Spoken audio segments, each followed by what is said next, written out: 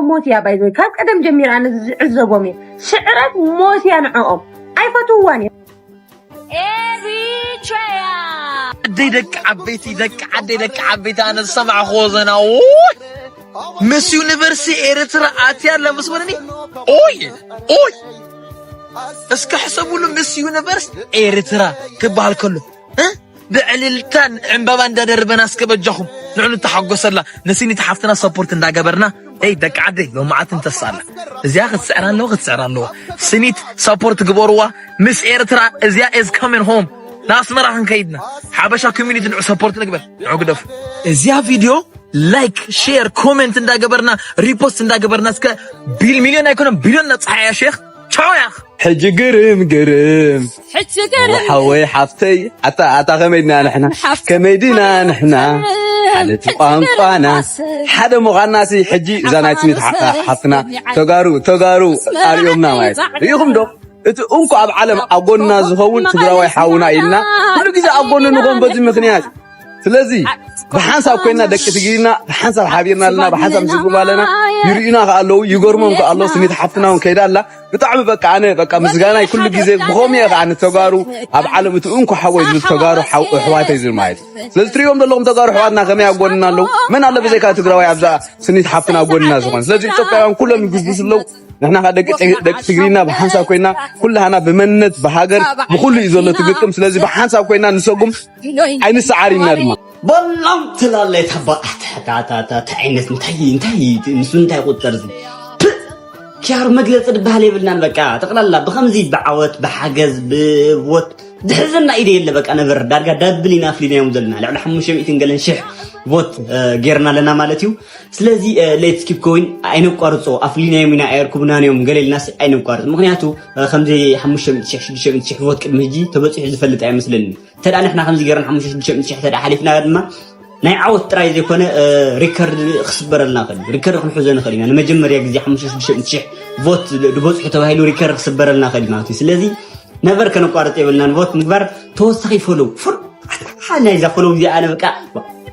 اب لاي بعتهم تاب كل زعلو خيدنا فولو كنقبر نوع الناس انتي اب كم بصحنا فولو نقبر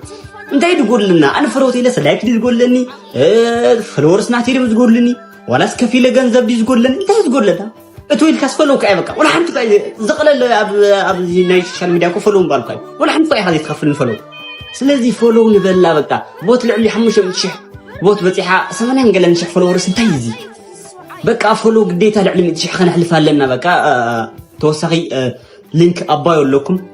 لينك ليك مسغبركم وش تخوتوكم اتيخا بوت يفطني ناي اكونت لينك دما بزلكم نعا كليك برا بالكا اتيخا فولو بقى فولو سكابت زقاللت يا بقى طوق تبلا فولو اي تخفل اي قال نغير يقول لك ولا حد يقول لك كفيلنا نحجزنا خفيلنا بوت نغبرنا نفولو نبال بليز فولو بقى قديتا فولو نوسخلا let's keep going guys let's go إرسالين جابين عنا مومقنايم وأنا تصرفهم أقول ساعات حلفي وكم زي أكيد رسعوا زي حق في اللي ودي الرئيس مساي أكاونتي عصي جحب له حاوي جن نقرأكم بمباس تبعيسنا ببيج أطقطة أنا عزة ساعات زي أجن لكم لكم عزة ساعات زي أجن على ذي أكيد ساعة كيد ترسعوا حلفهم تجارب في اللي ولا مساي بأسمر أبيوت يزير الساعة أدوناي أفتقر ساعات رز لعل تحطيله خلي يقول الله وقرشي يسرع قرش دور عليه ما هم يجرنا نحجزنا لكم كل ده يحجزني ربك إيره سنيت الأدميت كويلكم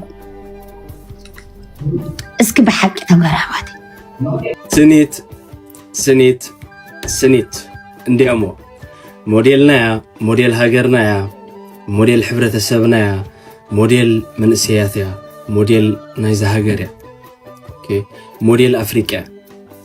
موديل مالت كينيو دغاوي صباقي وشطاوي صباقه زحزله كينيو وشطاوي صباقي ترغوم زلو صباقي سلازي انديامو كلاتنا كمزي نخدو زلنا كلاتنا شير نغبرنا كلاتنا اب كل عينه اكاونت ناتا فلو نغبرنا نعبيا اتمعلتاتي خير زلو كلاتنا نديامو حبايب نديامو بحصر غزي تأمر كم نفطر يفلط تأمر نفطر سبيشالي تو مسايز لهم فولورز اب تيك توك لهم ولا فيسبوك كبابي 126 حسابات لهم ሳሙኤል ማህደረ ምትፈልጦ ኩላትኩም ምሳይ ዘለኹም እንዲያመኑ ባጋዓዙ ፈለው በለዋ ትግበር ዘሎ ሰፖርት እንዳገበርና ቮት እንዳገበርና ኣብ ዓወት ኩሉ ግዜ ልማድናዩ እንዲያም ካልእ ደሰይም ነቶም ፈተውቲ ኤርትራ ተጋሩ ሕዋትና ይኹኑ ካልኦት እቲ ክግበር ዘለዎ ነገር ኩላትና ሰፖርት እንዳተገባበርና ንኸይድ እንዲያም ዓወት ንሓፍትና ስኒት ዓወት ኩላትና ማለት እዩ እንዲያም ሓባይ ውድድር ሚስ ወርልድ ቀጻሊ ደሎ ክሳብ ሰዓት እዚኣ ድማ ኤርትራዊት ስኒት ብ480,000 ቮትስ ትመርሑላ ማለት እዩ ሕጂ ግን ብዛዕባ ናይ ስኒት ኣይኮነና ብዙሕ ንዛረብ መፂና እንታይ ራ ብዛዕባ እታ ኣብ ካልኣይ ደረጃ ዝርከብ ዘላ ኢትዮጵያዊት ሩት ይርጋኣለም ወልደስላሴ ተባሂላ ትፅዋዕ ኣብዚ ሰዓት እዚ መወዳድርቲ ናይ ስኒትን ካልኦትን ክትከውን ከላ ኣብ ካልኣይ ደረጃ ድማ ትርከባላ በቲ ዘለዋ ቮት ዕሊ ናይ 200,000 ቮትስ ኣኪባላ ማለት እዩ ኣብዛ ሎማዓንቲ ዕለት ቃልን ኣብ ዝህባሉ ነበረ ግዜ ድማ ሓደ ኣዝዩ ዝሕዝን ዛንታ ኣካፊላ ነይራ እሱ ድማ ሩታ ነዚ ናይ ሚስ ወርልድ ውድድር ኣብ ትዳለወሉ ነበረት ግዜ ብኣዝዩ ዘሰንብድን ኣስካሕካሒ ዝኾነ መገዲ ህይወት ሓፍታ ከም ዝሰኣነታ ገሊፃ ማለት እዩ እዚ ዝኾነሉ ድማ ብገዛእ ናይ 10 ዓመት መሓዛኣ ነዛ ትሪእዋ ዘለኹም ተወዳዳሪት ምስ ኣፍቃሪኣ ብምዃን ህይወት ሓፍታ ጨዌ ድሕሪ መጭወይቲ ድማ ብዙሕ ገንዘብ ድሕሪ ምኽፋሎ ድማ ህይወት ሓፍታ ከም ዝተቐትለ እዮም ተፈሊጦም ማለት ኣብ ውሽጢ ኢትዮጵያ ኣብ ሰዓት እዚ ብዙሕ መጭወይትን መቕተልትን ኣብ ልዕሊ ደቂ ኣንስትዮ ዝረአ እኳ እንተኾነ እዚ ነዛ ትሪእዋ ዘለኹም ተወዳዳሪት ድሕሪ ስኒት ኣብ ካልኣይ ደረጃ ትርከብ ደላ ግን 9 መዓልቲ ልክዕ ክተርፎ ከሎ እዚ ውድድር ሕጂ ትወዳደሮ ደላ ህይወት ሓፍታ ከም ዝጠፍአ ወይ እውን ሓፍታ ከም ዝተቐትለት እዮም ሓቢሮማ ማለት እዩ ነዚ ድማ ሎማዓንቲ ኣብ መድረኽ ወፂኣ ባዕላ ኣካፊላቶ ትርከባላ ንብሙሎም ቶም ተወዳደርቲ እውን ከይተረፈ ኣብኡ ዘሎ ወላስቶም ስታፍ እውን ከይተረፈ ከቢድ ሻቁሎት ከም ዝሕድሩ ጌራቶም ኣብኡ ማለት እዩ ሰላም ደቂ ዓበይቲ ሰላምኩም ብዙሕ ይበለለይ ሕጂውን ስኒት ትስዕር ንብል ኣለና ሕጂውን ስኒት ትዕወት ሕጂውን ስኒት ንቕድሚት ኩላትካ ኣብዚኣ ንኣተኻ ስኒት ትዕወት ስኒት ንቕድሚት ስኒት ትስዕር እናበልካ ጽሓፍ ኩላትካ ማለት እዩ ስኒት ሓፍትና ካብ 60 ናብ 80 ገለን ኣትያላ ቲክቶክ ፎሎወራ ማለት ግን ብጣዕሚ ወሒዱ ብጣዕሚ ስጋብ ሕጂ ቢያንስ 500 ተኣቱ ነይርዋ ብጣዕሚ ዝሒልና ተጋሩ ኩላትና ንኺድ ፎሎ ንበላ ማለት እዩ ኣብ ጎና ንኹን ካብቲ ማለ ከዓ ስጋብሎም መዓንቲ ብዙሓት ተጋሩ ሕዋተይ ተሕጉሱን ኣለኹም ከም ኣይላ ትኺድ ከም ኣይላ ኩላትኩም ስኒት ኣብዛ ቲክቶክ ዋጭዋጭ ኣብልዋ ኩላትኩም ስእላ ፖስት ግበሩ ቪድዮ ፖስት ግበሩ ቪድዮ ስሩሕላ ተጋሩ ሕዋተይ ኣብ ጎና ሕዋትና ንኹን ኣብ ጎና እዛ ሽኮሪና ጓል ንኹን ኣጅኹን ንበላ ክስዕር ኣለዋ እና ባይዞይ ተሕጉሱን ኣለኹም ከምዚ ኣይልና ስኒት ሓፍትና ክስዕር ኣለዋ ስኒት ንቕድሚት ክትወፅእ ኣለዋ ኩላትካ ኣቲኻ ስኒት ትዕወት ትስዕር ኢልካ ፅሓፍ በዚ ኣጋጣሚ ሓድሽ ኣካውንት ብስኒት ኤግዛክትሊ ኮፒ ገይሮም ብናታሽም ይኸፍተለው ከይደናግሩኹም ኣብዚ ሜንሽን ክገብር ናሃታሽም ኣብ ናሃታ እናኣተኹም ፈሎ ሕተትዋ ፈሎ ብጣዕሚ ውሒድ እዩ ዘሎ ብጣዕሚ እናኣተኹም ፈሎ ሕተትዋ ጋይስ ዕብይዋ ኣይኮነን ንስኒት ዓዲ ተፀውዕ ንዘይረብሓ ኸማን ክፅለላ እና ባዕላ ስጋብ 2 ሚልዮን ገለ ተእትው ኣለኹምና ኣቲኹም ፈሎ በልዋ ንስኒት ሓፍትና ንዕብያ ኣጅኹን ንበላ ኩላት ካብዚ ማስ ሚድያ ዘለኻ ትግራዋይ ተሕጉስን ኣለኻ ብጣዕሚ እተሓጉሰ ካብቲ ማለት ስጋብሎ መዓንቲ ከታተለኩም ዘለኹም ኩላትኩም ንኺድ ገና ኢና ገና በቃ ንኺድ ከም ትኺድ ከማይላ ኩላትካ ስኒት በል ስኒት ንቕድሚት በል ስኒት ክስዕር ኣለዋ ዳይ ኣብዚ ኸም ጠልኩም ሜንሽን ክገብረልኩም ኣካውንት ናሃታውን ስእሊ ናታውን ናይ ኣካውንታ ስኢለ ኣለኹ ከቕምጠልኩም ሰሰናዩ ንኺድ ጋይስ ንዕብያ ዝሓፍትና ብፈሎወር ንዕብያ ቢያንስ እንተኸይልና ኣብዛ 2 መዓልቲ 1 ሚልዮን ወላ ንእትዋ ሲሪየስ ማለት እዩ ውሕዳ እምበር ኣይበዝሓን ከማና ተጋሩ ሕዋተይ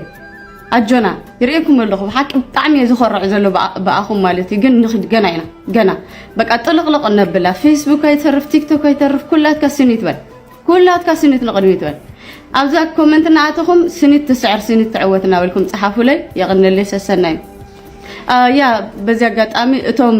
ኣብዚ ሕጂ ሰዓት ናሃታ ኣካውንት ተጠቒምኩም ካልእ ነገር ትገብሩ ግን ንዕቤታ ፅቡቕ ኣይኮነን ፕሊስ ደወብሉ ፕሊስ በጃኹም ኢልናኩም ብናሃታሽም ኣካውንት እናኸፈትኩም ክስታይ ትግበሩ ፅቡቕ ኣይኮነን ስለዚ ሜንሽን ክገብረልኩም የኩላትኩም ከይትሽወዱ أبنهاتا نأتوكم منشن أقبلكم فيديو سرحوا خلهم سسنا جايز سنة نقدمت حجون سنة تسعة نقول محبراو ميدياتات أزرارا بغير ويركب أتن وددر مسور للكلتاشن عسران شدشتن مع واسكايت زلنا دمت مها وفري إيرتراين وحدات انتخونون بتكبار قلنا عالم كزر الرواكم زخلو زمسكرا خوين اللون بمسر استرخوا حبريتا أتان إيرترا وكيلات ودادر زلا سنة هابتا كسكاب حجل على 3.5 مليون دمت تأكب كيلا لا أزاها ززن بزحت تعذبت زجر ما خوينو إيرتراين محبراو ميدياتات زريرا موزبل سمعت كفتر كيلا اللون حجقن علامانا زيادة كيب كنبلون لنا نخس 4 مليون يبل طليان اتعدلا ويدنا يزلون فتح خلافت فتلايت قداي سلازو كل اجام خبر كتي قبا ازن تعرفن زلوات شعتا معالتاتنا مودات عوزو السنة لن سلازو خونا نسني تهابتا ابنابتي زل علني عوت مدرخ نمبصح بحبار نلعال نحنا مس عالمنا نودادر زلنا ازد ماني هاجرنا كبريوم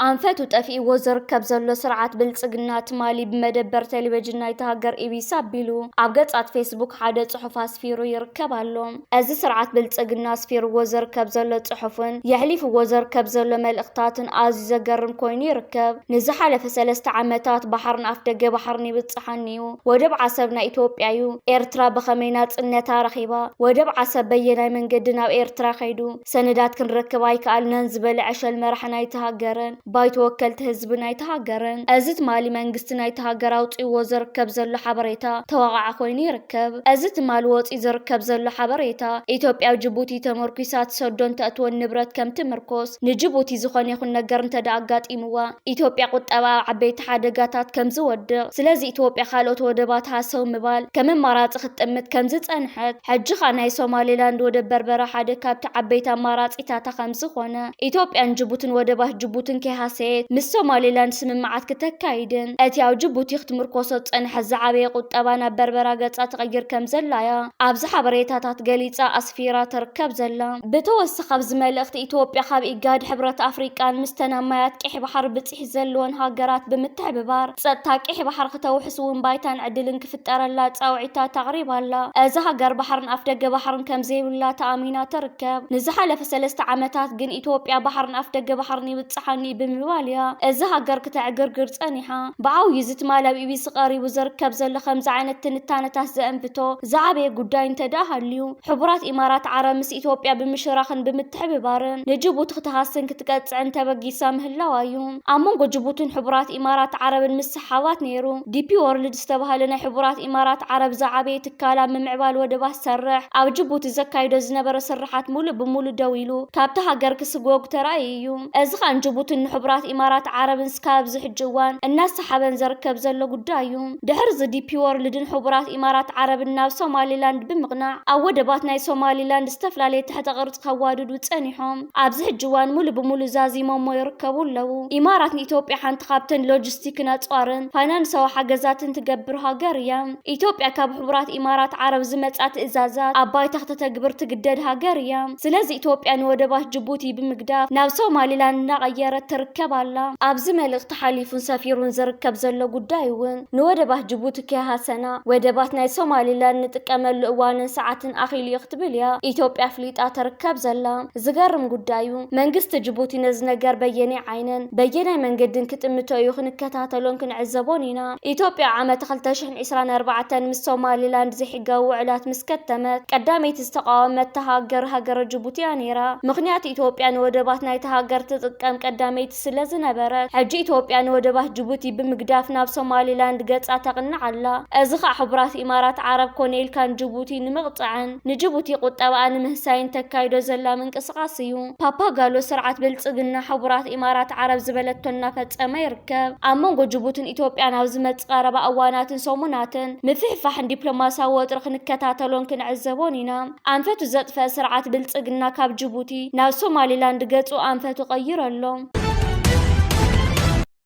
ቀዳማይ ሚኒስተር አብይ አሕመድ በከቢድ ከም ዝሓመመ ዝገልጹ ሓበሬታታት ይናፈሰለው ኣብዚ ቅንያት እዚ ኣብ መላእ ኢትዮጵያና ወፃ ዝነብሩ ኢትዮጵያውያንን ቀንዲ መዘራረቢ ኮይኑ ዘሎ ጉዳይ ኩነታት ጥዕና ቀዳማይ ሚኒስተር ዶክተር አብይ አሕመድ እዩ ዝተፈላለዩ ምንጭታት ዜናን ማሕበራዊ ሚድያታትን ከም ዝሕብርዎ ቀዳማይ ሚኒስተር አብይ በከቢድ ሓሚሙ ኣብ ኣዝዩ ዘተሓሳስብ ኩነታት ከም ዝርከብ ይግለጽ ኣሎ ቀዳማይ ሚኒስተር አብይ አሕመድ ካብ ዓይኒ ህዝቢ ተሰዊሩ ልዕሊ 3 ሳምንታት ኮይኑ ወሎ ኣቲን ጥርጣረታት ናብ ከቢድ ስክፍታ ዝቀየሮ ድማ ኣብቲ ዝሓለፈ ሰሙን ዝተሳለጠ ኣዝዩ ዓብይ ሃገራዊ መደብ ዋዕላ ሃገራዊ ምክክር በኣካል ዘይምርኣይ እዩ ንሱ ኣብቲ መድረክ ተረኺቡ መዛዘም ቃል ክህብ ትፅቢት ተገይሩሉ እኳ እንተነበረ ብምክንያት ሕማም ክርከብ ከም ዘይከኣለ ዝገልጹ ወረታት ይወፁ ኣለው ብመሰረት ካብ ዝተፈላለዩ ወገናት ዝወፁ ዘይተረጋገፁ ሓበሬታታት ቀዳማይ ሚኒስተር አብይ አሕመድ ህፁፅ ናይ ሕክምና ረድኤት ንምርካብ ናብ ሕቡራት ኢማራት ዓረብ ከም ዝገዓዘ ይግለጽ ገለ ምንጭታት ከም ዝሕብርዎ እቲ ሕማም ስሩዕ መርመራ ዘይኮነስ ቀዳማይ ሚኒስተር ስርሑ ንክቅፅል ኣብ ዘይክእለሉ ናይ ጥዕና ደረጃ ከም ዘብፅሖ ይዛረቡ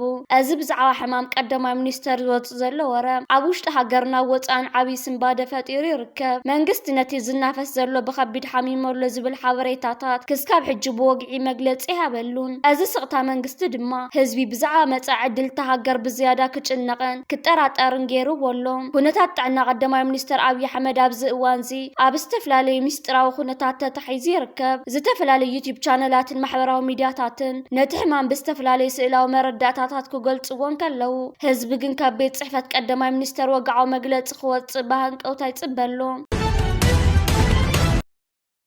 ስርዓት ብልጽግናን ሓይሊ ኣየር ናይቲ ሃገርና ውሽጢ መሬት ክልል ትግራይ ዘካይዶ ዘሎ ናይ ድሮን ነፈርቲ ኩናትን ደብዳባት ገና ቀጻሊ ዘሎ ትማሊ ብኣቆጻጽራ ናይ ምብራቕ ኣፍሪቃ ሰዓት 10 ድሕሪ ቀትሪ ማለት እዩ ድሮናት ስርዓት ብልጽግና ቤት ትምህርቲ ኣብ ውሽጢ መሬት ክልል ትግራይ ደብዳባት ከም ዝፈጸማ ነቲ ቤት ትምህርቲ ሙሉእ ብሙሉእ ከዕንዎን ከቃጽሎን ከም ዝኻላ ብስልታትን ቪድዮታትን ተሰንዩ ካብ ክልል ትግራይ ሓበሬታታት ወፂሎ ሕብረት ኤውሮፓ ኣሜሪካን ካልኦት ኣካላትን ኣብ መንጎ ስርዓት ብልጽግናን ሕወሓትን ርክባትን ዘርባትን ይካየድ እቲ ኩነታት ብሰላማዊ መንገዲ ይፈታሕ ካብ ምባል ሓሊፎም ነቲ ናይ ሓይሊ ኣየር ኢትዮጵያን ስርዓት ብልጽግናን ኣብ ውሽጢ መሬት ክልል ትግራይ ዘካይዶ ዘሎ ናይ ድሮን ነፈርቲ ኩናትን ደብዳባት ክኹንንዎ ኣይተረኣዩን ከም መቐጸልታ ናትኡ ስርዓት ብልጽግና ትማሊ ማስዩ ኣብ ቤት ትምህርቲ ደብዳባት ፈጺሙን ኣካይዱን ዝርከብ ዘሎ ብልጽግና ኣካይድዎ ዝርከብ ዘሎ ከምዚ ዓይነት ደብዳባት ህፃናት ተምሃሮ ዝመሃሩሉ ኣብያተ ትምህርቲ እዩ እዚ ስርዓትን ሓይሊ ኣየሩን ስካብ ሕጂን ዝኾነ ይኹን ወታደራዊ ዕላማታት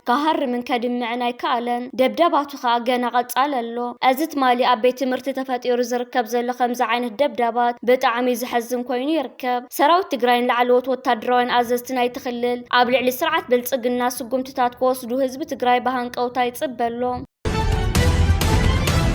ኤምባስታት ዓባይ ብሪጣንያ ኖርዌይን ካናዳን ከምኡውን 22 ኣባላት ሕብረት ኤውሮፓ ነቲ ሕብረት ኣፍሪቃ መንጎ ፌደራላዊ መንግስቲ ኢትዮጵያን መራሕቲ ሕወሓትን ዘተ ንምክያድ ዝገብሮ ዘሎ ጻዕሪ ከም ዝድግፍ ኣፍሊጠን ኣለዋ እዘን ሃገራት ኣብቲ ብሰንኪ ደርቂ ብከቢድ ዝተሃሰየ ክልል ትግራይ ዝኾነ ይኹን ሓድሽ ወታደራዊ ግጭት ምጅማር ንህዝቢ ሰሜን ኢትዮጵያ ኣዝዩ ኣሰቃቂ ሳዕቤን ክህልዎ ምዃኑ ኣጠንቂቐን ዲፕሎማሳዊ ልኡኻት ናይ ዘን ሃገራት ኣብ ኢትዮጵያ ዝገለጻ ረቡዕ 26 ናሓሰ ብሓባራዊ ዘውፅኦ ሓፂር መግለፂ እዩ ኣብዚ መግለፂ ካብ ዝተኻተተ ሃገራት ኤውሮፓ ፈረንሳ ኢጣልያ ጀርመን ቤልጅየምን ስጳኛን ይርከበን እተን ሃገራት ኤውሮፓ ከምኡውን ዓባይ ብሪጣንያ ኖርዌይን ካናዳን ነቲ ኣብ ሰሜን ኢትዮጵያ ዘሎ ኩነታት ብከቢድ ስግኣት ይከታተልኦ ከም ዘለዋ ኣብ መግለፂን ጠቂሰን ኣለዋ እዘን ሃገራት ነዚ መግለፂ ዘውፅኣ እቲ ስልጣን ክልል ትግራይ ተቆጻጺሩ ዘሎ መሪሕነት ሕወሓት ኣብ ዝሓለፉ መዓልታት ኣብቲ ክልል መጥቃዕትታት ድሮን ይፍጸም ከም ዘሎ ኣብ ዝገልጸሉ ዘሎ እዋን እዩ ኣብ ዝሓለፈ ሰሙን ሓሙስ ክልተ መጥቃዕትታት ድሮን ኣብ ዝተፈጸመሉ እዋን ልዕሊ 13 ሰባት ከም ዝቆሰሉ ተገሊጹ ነይሩ ብ18 ናሓሰ እውን ካብ መቐለ 15 ኪሎሜትር ርሒቑ ኣብ ዝርከብ ዳንደራ ዝተባሃለ ከባቢ ክልተ መጥቃዕቲ ድሮን ከም ዝተፈጸመ ብምሕባር ሓደ ሰብ ሞይቱ ካልእ ድማ ከም ዝቆሰለ ሰበስልጣን ትክልል ገሊጾም ፌደራላዊ መንግስቲ ብዛዕባ እዞም መጥቃዕትታት ካብ ሕጂ ብወግዒ ዝሃቦ ርእይቶ የለን ይኹን እምበር መሪሕነት ሕወሓት ስትራቴጂያዊ ጥምረት ዝኾነ ጽምዶ ዝተባሃለ ኺዳን ብምፍጣር ምስ ካልኦት ዕጡቃትን ግዳማውያን ኣካላትን ይሰርሐሉ ብምባል ክኸሶም ጸኒሑ እዩ ኣማሓዳሪ ዞባ ጋሽ ባርካ ኣምባሳደር መሐሙድ ዓሊ ሑሪ ብ23-24 ነሓሰ ኣብ ንእስ ዞባ ፎርቶ ሳዋ ብዝገበረ ዑደት ምስ ነበርቲ ርብዳ ኣብ ትግባረ መደባት ልምዓት ተራኺቡን ዘትዩን ኣብ ተጋጣሚ ኣምባሳደር መሐሙድ ኩነታት ክረምታዊ ሕርሻ ትሕቲ ቅርፂ ኣሕዳሪት ቤት ትምህርቲ ፎርቶ ከምኡ ብወፍሪ ተምሃሮን ልምዓት ዝተዓመን ንጥፈታት ምዕቃብ ማይን ሓመድን ድሕሪ ምዕዛብ ኣብ መጻኢ ብዛዕባ ዝግበሩ መደባት ምስ ዝምልከቶም ሓለፍትን ወከልቲ ህዝብን ተዘራሪቡ እቲ ርክብ ኣብ ተጠቃምነት ካላት ማሕበራዊ ኣገልግሎት ዘሎ ብድሆታትን መፍትሒታቱን ጠንቂ ትሕቲ ተሳታፍነት ኣብ ትምህርቲ ከምኡውን ማሕበራዊ ቁጠባዊ መነባብሮ ዜጋታት ንምምሕያሽ ዝውሰድ ዘሎ ተበግሶታትን ገስጋስን ዘተኮረ ነይሩ። ነበርቲ ብወገኖም ኣብ ማእከላይ ቦታታት ተጠርኒፎም ርጉእ ህይወት ክመርሑ ዝወፀ መደብ ንክዕወት ምንጭ ስተማይ ክጽገነሎም ትካል ጥዕና ክዋደደሎም መምህራን ቅድመ ትምህርቲ ክቐርቡ ስሩዕ ኣገልግሎት ክታበስ ዝረኽብሉ ባይታ ክፍጠር ከምኡውን ፀገም መጓዓዝያን ኣገልግሎት ተንቀሳቓሲ ቴሌፎንን ክሕሰበሉ ኣዘኻኺሮም ግዜያዊ ኣመሓዳሪ ንእስ ዞባ ፎርቶ ሳዋ ኣቶ ኣረጋይ መብራህቱ ብወገኑ ኣብቲ ከባቢ ዘሎ ሕፅረታት ንምምላእ ይስራሕ ከም ዘሎ ብምጥቃስ ክስካብ መሊኡ ዝፍታሕ ተዋዲዶም ዘለዎ ናይ ትምህርቲ ዕድል ብግቡእ ክጥቀምሉ ከምኡውን ኣብ መደበር ጥዕና ሙሌበር መፀበይ ነፍሰ ጡራት ምህናፅ ክዋስእሉን ብግቡእ ክጥቀምሉን ኣተሓሳሲቡ ኣብ ምምሕዳር ከባቢ ሽኸቲ ንእስ ዞባ ድባርዋ ብፕሮጀክት ዓድሃሎ ጨንፈር ማይ ዝተዋደደ ስሩዕ ኣቕርቦት ጽሩይ ዝስተ ማይ ብ23 ነሓሰ ተመሪቑ ኣገልግሎት ጀሚሩ። እቲ ፕሮጀክት ካብ ዓደድ ጽንዓቲ ምዝርጋሕ 12 ኪሎ ሜትር ሻምበቆታት ከምኡውን ምውዳድ ብድምር 260 ሊትሮ ዝሕዛ ክልተ ኣጋን የጠቓልል። ኣብቲ ስነ ስርዓት ኣመሓዳሪ ምምሕዳር ከባቢ ሽኸቲ ኣቶ ማሕረ ደባስ ኣብ ዘስምዖ ቃል ኣቐዲሙ ዝጸንሐ ፕሮጀክት ማይ ምስ በዝሒ ነበርቲ ዝርግሕ ኣቀማምጣ ዓድን ዋሕዲ ዓይኒ ማይን ጸገማት ከም ፀንሐ ብምሕባር በዚ ሓድሽ ፕሮጀክት ካብ ዲጋሎ ጎጽሪ ዝተሓለወ ማይ ክሰትዩ በቂዖም ከም ዘለው ገሊጹ። ኣብ ፕሮጀክት ዓድሃሎ ቁጽሪ 2 ሓላፊ መስመር ማይ ኣቶ ሽሻይ ተስፋይ ብወገኑ ነበርቲ ሽኸቲ ንምዕዋት ናይቲ መደብ ዘርኣይ ውዕዝ ዝተሳትፎ ብምምጓስ ቀጻልነት ንኽወሓስ ግቡእ ክንክንን ሓለዋን ክግበረሉ ተላብዩ። ኣካየዲ ስራሕ ምምሕዳር ንእስ ዞባ ድባርዋ ኣቶ ተክለማርያም ገብረ ኢየሱስ ድማ ብሰንኪ ዋሕዲ ምንጭታት ማይ ነበርቲ ብሓፈሻ ደቂ ኣንስትዮ ድማ ብፍላይ ከቢድ ጾር ከም ዝነበረን ብምጥቃስ ነዚ ንምፍታሕ ካይደ ጻዕርታት ብደረጃ ንእስ ዞባ 15 ዓድታት ካብ ዲጋታት ሎጎን ምሰላምን ተጠቀምቲ ጽሩይ ማይ ከም ዝኾኑ ሓቢሩ። ካብ ድባርዋ ንሸነኽ ሰሜን 9 ኪሎ ሜትር ርሕቀት ትርከብ ሽኸቲ 1800 ነበርቲ ኣለዋ። ካብ ሞካስ ሆስፒታል ብርሃን ዓይኒ ዝተለኣኹ ጉጅለ ክኢላታት ካብ 21 እስካብ 25 ነሓሰ ኣብ ሆስፒታል ተሰነይ ን600 ዜጋታት ብነፃ መጥባሕቲ ሓበላ ኣካይዶም። እቲ መጥባሕቲ ነበርቲ ንእሳን ዞባታት ተሰነይ ሃይኮታን ፎርቶ ሳዋን ከም ዝተኻየደን 15 ህፃናት ምንባሮም ዝሓበረ እቲ ጉጅለ ዝመርሐ ክኢላ መጥባሕቲ ዓይኒ ዶክተር እዮብ በየነ ምምሕዳራትን ሞያውያን ጥዕናን ኣብ ምውሃድን ምስላጥን እቲ ዕማም ንዝገበርዎ ኣበርክቶ ኣመስጊኖም ኣባልቲ ጉጅለ ዶክተር ረድኤ መንግስቲ ወገኑ ዓመታት ምስ ዘሎ ፀሓይ ንፋስን ካብ 40 ዓመት ንላዕሊ ዝዕድሚኦም ዜጋታት ሓበላ ዓይኒ ክኽሰት ንውር ምዃኑ ብምጥቃስ ዜጋታት ኣብ ትካላት ጥዕና ቀሪቦም ኩነታት ጥዕና ዓይነቶም ከረጋግፁ ኣብ መዓልታዊ ምንቅስቃሳቶም ድማ መነፀር ከዘውትሩ ፀዊዖም። ሓላፊ ኣገልግሎት ጥዕና ንእስ ዞባ ተሰነይ ኣቶ ገብረ ሂወት ተኸስተ ድማ ኣቀዲሙ ምስ ኣሃዱ ኣገልግሎት ሕክምና ዓይኒ ከተማ ተሰነይ ብምውሃድ ኣብ 3 ንእሳን ዞባታት ዝተኻየደ ምርመራታት ኣብ ዓወት ናይቲ ወፍሪ ዓብይ ተራ ከም ዝነበሮ ኣብሪሆም መጥባሕቲ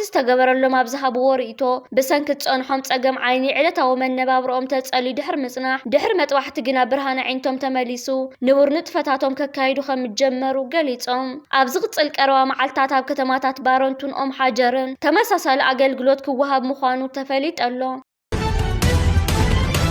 እዚ ከምዚ ኢሉን ከሎ ሰራዊት ሱዳን ስትራቴጂካዊ ድሮን መንግስቲ ኢትዮጵያ ኣብ ሰማያት ኩርሙክ ከም ዝሓምሸሻ ተገሊጹ። ኣብ ሱዳን ዞባ ሰማያዊ ኣባይ ኣብ ዝርከብ ከባቢ ኩርሙክ ፖሊሽ ሙሰር ከም ተባሂሉ ኣብ ጽዋዕ ቦታ ሓንቲ ስትራቴጂካዊ ድሮን መንግስቲ ኢትዮጵያ ብሰራዊት ሱዳን ተወቂዓ ከም ዝተሓምሸሸት ምንጭታት ዜና ሱዳን ሓቢሮም። እዛ ስትራቴጂካዊ ድሮን ኣብቲ ምስ ክልል ቤንሻንጉል ጉሙዝ ዘዳቡ ከባቢ ኩርሙክ ዝንብን ከላያ ብመከላኸሊ ኣየር ሰራዊት ሱዳን ተወቂዓ ዝወደቐት። እቲ ከባቢ ብሰንኪ ዘሎ ደባዊ ምሰሓብን ውሽጣዊ ጎንፂ ሱዳንን ልዑል ወታደራዊ ምንቅስቃስ ዝረኣየሉ ዘሎ ስትራቴጂካዊ ቦታ እዩ። እቲ ዝወፀ ሓበሬታ ከም ዝሕብሮ እታ ድሮን ተቃወምቲ ሓይልታት RSF ወታደራዊ ሓገዝን ስልያን ንምሃብ ብመንግስቲ ብልጽግናን ብሕቡራት ኢማራት ዓረብን ከም ዝተለኣኸት ይግለጽ ኣሎ። እዚ ተርእዮ እዚ ኣብ መንጎ ሰራዊት ሱዳንን ተቃወምቲ ሓይልታት RSFን ዝካየድ ዘሎ ውግእ ናብ ዞባዊ ቅልውላዊ ሰጋገር ከም ዘሎ ዘመልክት እዩ። መንግስቲ ሱዳን ነዘን ብተደጋጋሚ ክልል ኣየር ሱዳን ዝጥሕሳ ዘለዋ ድሮን ድሮናት ንምምካን ብሓገዝ ስዑድ ዓረብ ኣብ ከተማ ዴማዚን ዘመናዊ መቆጻጸሪ ኣየርን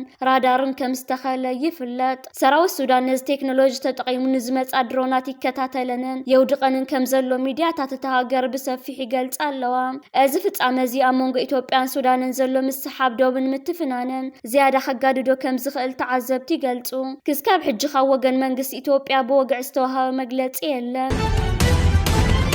የመን ዝመደቡን ኢራን ተደግፎን ዕጡቕ ጉጅለ ሁቲ ኣብ ቀርኒ ኣፍሪቃ ዘለዎ ጽልዋ ንምዕባይ ብፍላይ ድማ ኣብ ኤርትራ ሱዳንን ሶማልን ዘለዎ ጽልዋ ንምዕባይ ምንቅስቓስ ይገብር ከም ዘሎን ናይ ዘይሕጋዊ ምስግጋር ኣጽዋራት መስመራት ድማ ብሓገዝ ኢራን ናብዘን ሃገራት ንምስፍሕፋሕ ምንቅስቓስ ይገብር ምህላው ዘናሽናል ኒውስ እትበሃል ማዕከን ጸብጺባ እታ ማዕከን ዘርጊሓቶ ኣብ ዘላ ዜና ሁቲ ምስ አልሸባብ ናይ ሶማል ከም ድማ ብሓገዝ ኢራን ምስ ናይ ሰራዊት ሱዳን ናይ ኣጽዋር ምስግጋር መርበባት ዘለዎ ርክብ ኣብ ቀርኒ ኣፍሪቃ ዘለዎ ጽልዋ እንዳሰፍሐ ይመጽእ ኣሎ ክትብል እንከላ ብተወሳኺ ድማ ብሓገዝ ኢራን ገይሩ ናይ ዘይሕጋዊ ምስግጋር ኣጽዋራት ዝኾነ መስመሩ ናብ ኤርትራ ንምስፍሕፋሕ እውን ይጽዕር ምህላው ተጋሂዱ። እታ ማዕከን ዘርጊሓቶ ኣብ ዘላ ጸብጻብ ኣብዚ እዋን አልሸባብ ከምኡ ድማ ሰራዊት ሱዳን ብሓገዝ ኢራን ምስ ዕጡቕ ጉጅለ ኣብ ምስግጋር ኣጽዋር ዝተመርኮሰ ርክብ ኣለዎ ክትብል እንከላ ንዞም ክልተ ወገናት ድማ ካብቲ ንሶም ዝደልይዎን ላዕሊ ንሶም ከም ዘይደልይዎ ተጋሂዱ። እዚ ዝኾነሉ ድማ ሰራዊት ሱዳን ኮነ አልሸባብ ዝደልይዎ ኣጽዋራት ናይ ድሮናት ቴክኖሎጂ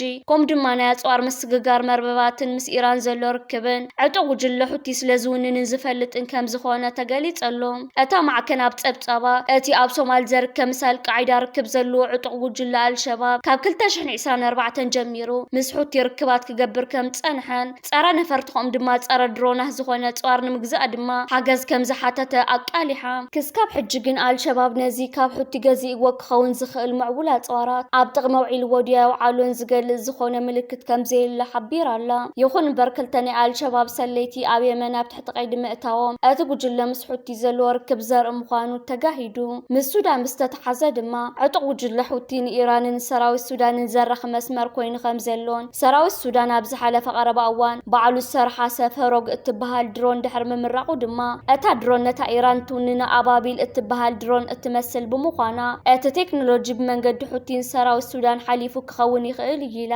ብተወሳኺ እዛ ማዕከን ዕጡቕ ጉጅለ ሁቲ ብሓገዝ ናይ ኢራን ኣብ ኤርትራ እውን ዘለዎ ጽልዋ ንኽዓቢ ጽዕር ከም ዘሎን ካብ ኢራን ዝመጹ ኣጽዋራት ድማ በቲ መንገዲ ገይሩ ከሰጋግሮም እንዳጻዕረ ምዃኑ ሓቢር ኣላ። ይኹን እምበር ብዛዕባ እዚ ሁቲ ኣብ ቀርኒ ኣፍሪቃ ኣብ ሶማል ሱዳን ኤርትራን ክገብሮ ዝደሊ ዘሎ ምስፍሕፋሕ ብዝምልከት ብወገን ሰበስልጣን ናይ ዘን ሃገራት ኮነ መንግስታት ዝኾነ ዕላዊ መግለጺ ኣይተዋሃበን። ስዕረት ንኤርትራዊ ሞት እያ ባይዞይ ካብ ቀደም ጀሚራ ንዝዕዘቦም ስዕረት ሞት እያ ንዕኦም ኣይፈትውዋን እዮም።